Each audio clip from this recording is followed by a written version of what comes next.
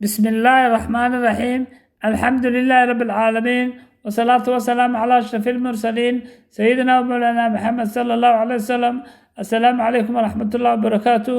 waxaan halkan ka salaamayaa dhammaan Soomaali Maxamed meel walba ay joogaan. Waxaan halka inooga sii socon doonaa insha Allah gabayadii diiniga ahaa ee taxanaha ahaa. Waxa gabayga maanta la yiraahdaa Alle ayaa ku ilaasha, wuxuuna ka hadlayaa inaad dembiga iska ilaaliso si aadna eeba kuu dhowro.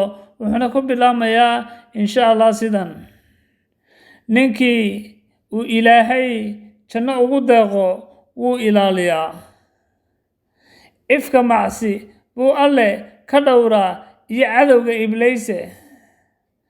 Adna waxaan talo kuu siiyey addoon yahow, in aad eebe adeecidood maqashid awaamirtiisa, udgoone rasuulna aqbashid hayso sunnihiisa. Nolosha adduunku waa ayaame khayrka ogow, ku joog samaha idil had iyo goor sidii lagu unkay.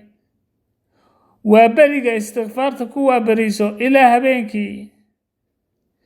ninkuu Ilaahay janno ugu deeqo wuu ilaaliyaa, ifka macsi buu Alle ka dhowraa iyo cadowga Ibliise. waad mahadsantihiin dhammaantiin. waxaan leeyahay aan macsida iska dhowrno si aan u helno naxariista Alle insha Allah walaalayaal. Assalaamu calaykum waraxmatullaahi wabarakaatuh.